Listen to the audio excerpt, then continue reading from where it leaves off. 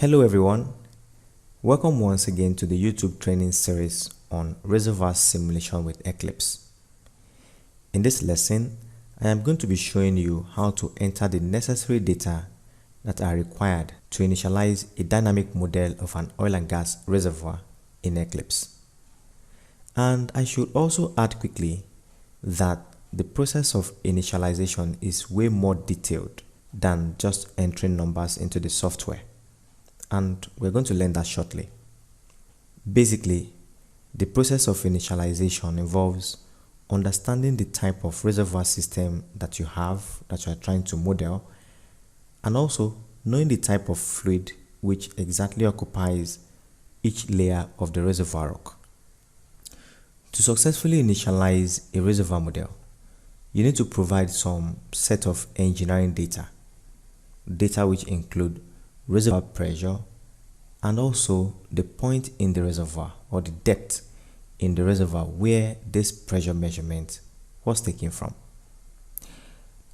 Well, I may not be able to explain all of these concepts in details. Let's just say that a more detailed lesson or course is needed to cover the very important aspect of the initialization techniques or reservoir simulation as a whole. In my course on Udemy, I explained the concept of initialization in more details. The title of the course, Fundamentals of Reservoir Simulation with Petrel RE, can be found here.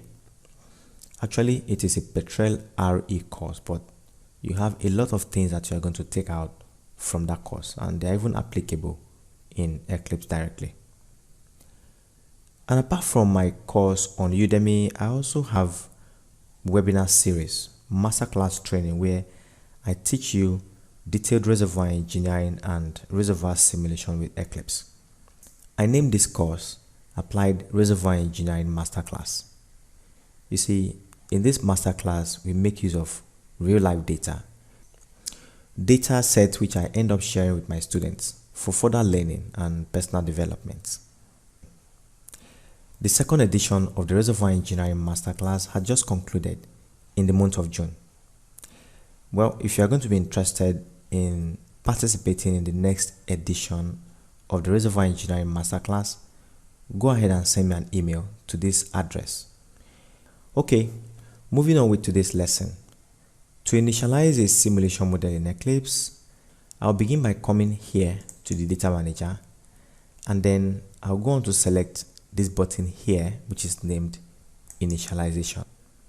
It opens the initialization section of our data file. So I am going to insert some keywords.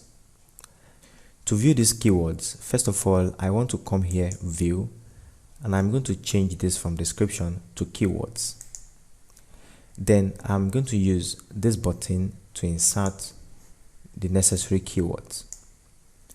Now, the first keyword I want to insert here is the equal keyword, which is used to specify equilibration data for initialization. Basically, there are about 3 different methods which you can use to initialize a simulation model, but we're going to just talk about one of them, and that is equilibration. So, to specify information for equilibration, I am going to fill up this table.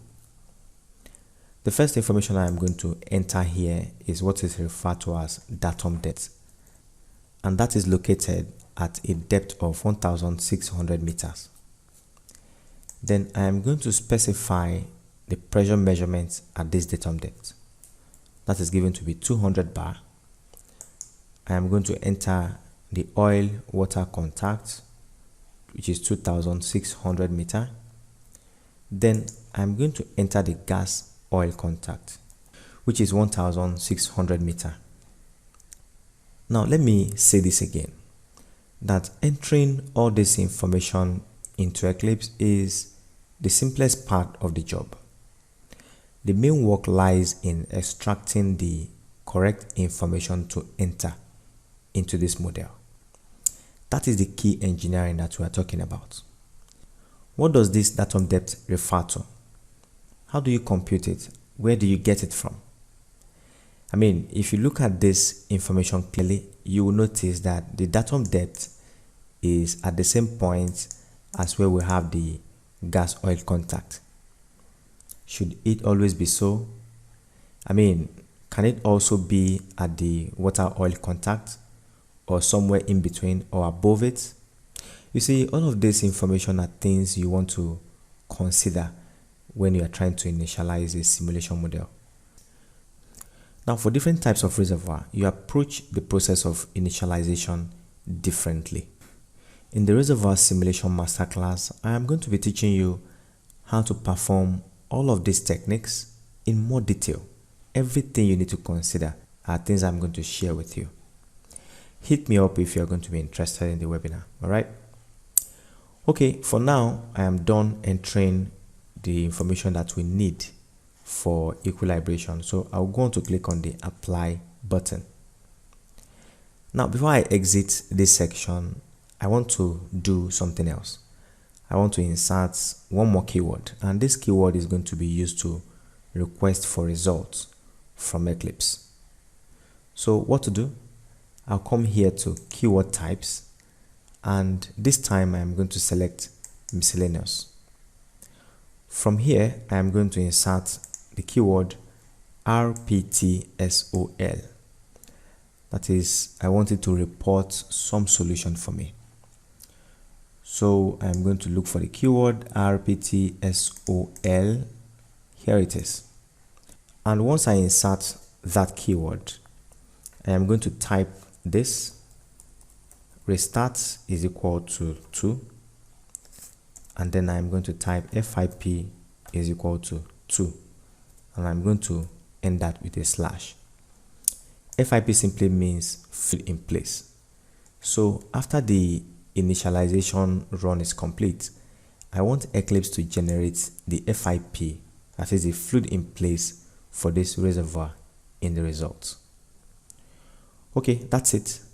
Next thing is to click on the apply button here, and then I'll go on to close the initialization section. Before I leave, I have to save this information I just entered. So I'll click on yes and OK. So the initialization data have now been saved. So I'll go on to close this window. I'll come here to File, Write Data, yes. And now we are done. We're now ready to run this simulation. So I can close this data manager. And now I am ready to run the simulation. In previous videos, I showed you two different methods which you can use to run your simulation data file. You can click directly from the Office interface. You can come here to the launcher and add data set to the Eclipse simulator directly. And I am going to show you one more method. You can also run your simulation from the initialization section. So from here, I can click on this menu, Initialize Model, and then I am going to select Run Simulation. So once you click it, the simulation is going to start running as well. Either way, you're going to get the same result.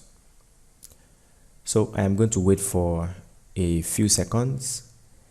Now the simulator has launched, the computation has started, and then you're just going to wait for it to complete the simulation run. Now, because there are no wells in the model, the simulation will be pretty fast. In a case where you have wells and probably more time steps, it's going to take a little longer period. Okay, the simulation is complete. From here, you can view if you have errors in your simulation run or not. And from what we have here, there are no errors, only warnings. So we can proceed.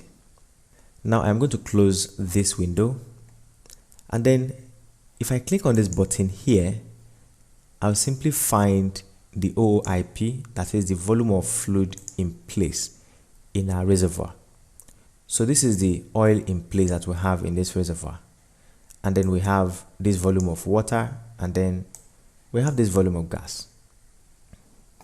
There is another way to view this result, that is the fluid in place results.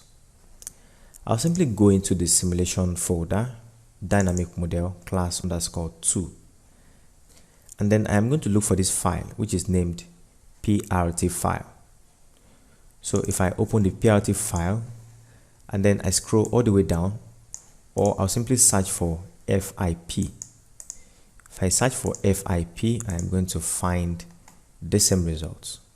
The volume of fluid in place. This is oil, this is water, and this is gas. For gas, we're going to have free gas, which is 0 in this case, and then we have dissolved gas. And this is the total volume of gas in our reservoir. Okay, so this is the major information you're going to be looking for after you initialize a simulation model. Of course, there are other things to look out for, but I am not going to talk about all of those things in this video. If you want more information about this, the entire process of reservoir simulation, please go on and contact me. And if you're also interested in getting the course on Udemy, here is a coupon code that you can use to get a decent discount on purchasing the course from Udemy. Okay, this is my email. Don't forget to subscribe to my YouTube channel. My target for this YouTube channel is to have up to 1,000 subscribers at least. And then when I get 1,000 subscribers, I have a lot of things I want to share with you. I have big surprises for you. Okay, till we see again in other videos. Bye for now.